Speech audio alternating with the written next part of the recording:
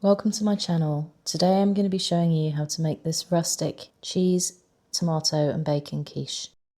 I make quiche quite a lot. It's a really easy midweek meal to make, rubbing the tin with a little bit of vegetable oil. Next thing you want to do is you want to put your pastry in your tin. Today I'm using shop bought. You can just buy these sheets. So you just want to loosely pop your pastry into the case, just flop it over like that. You want to kind of push it into the flutes. What I sometimes do is take a piece of pastry from the edge, and if you roll that up here, you can use that to kind of push the pastry into the edges of the tin. What you want to do now is to prick the base of your pastry dish with a fork. This is to help it prevent it from rising up too much at the bottom. My pastry's been chilling and my oven is now hot, so I'm now going to blind bake my pastry. So I've got some baking beans here, and this is going to stop you from having a soggy base to your quiche. So with quiche it is quite important to blind bake.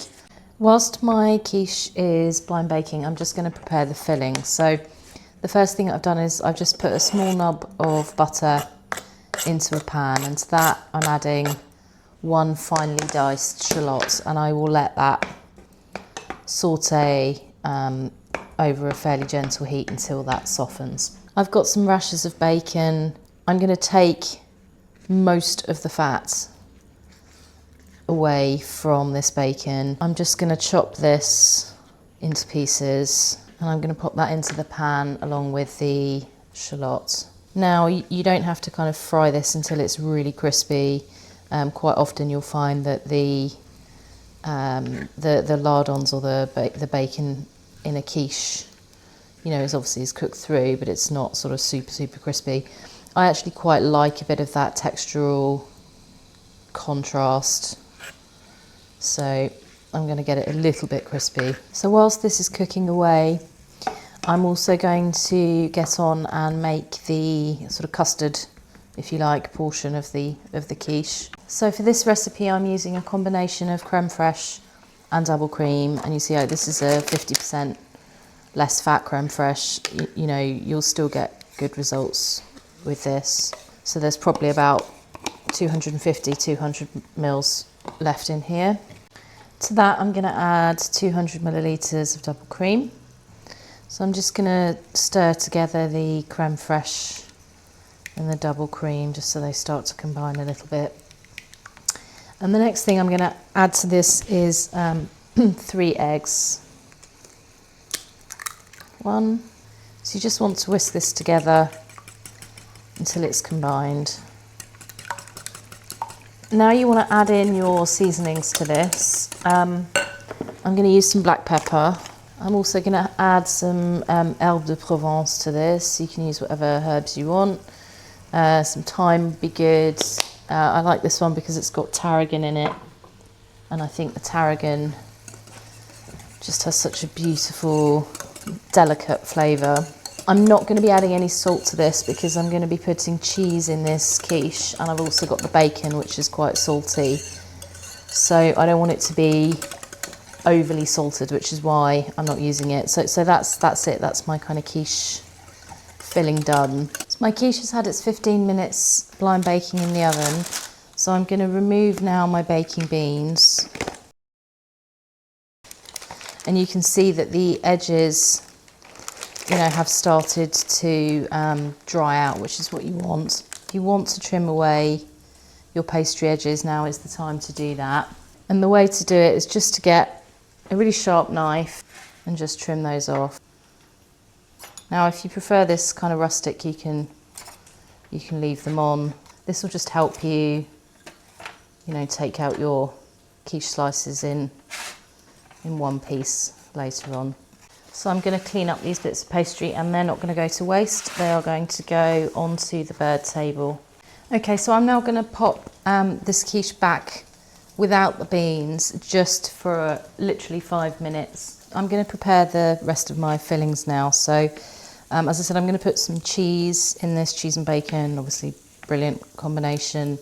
And I've got some sun-dried tomatoes. And quiche is, you know, so customizable. You can, you know, use what you've got in your fridge. This is gouda. Just going to do some smallish cubes. You could use emmental, you could use gruyere. Gruyere is quite traditional, particularly in a quiche Lorraine. You could use cheddar. You could grate some parmesan. You could use feta. Really, any cheese at all.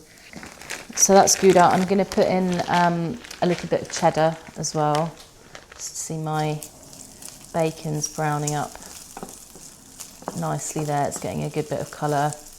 You know, and I'm not going to go mad with the quantities of cheese here. You know, I've not weighed this, but I guess it's probably around 80 grams or so. And as I say, this is just such a super quick, easy midweek meal to make. You know, be ready on the table within the hour, really. So that's some cheese chopped up. And I've got some sun-dried tomatoes here as well, so I'm going to chop these up too.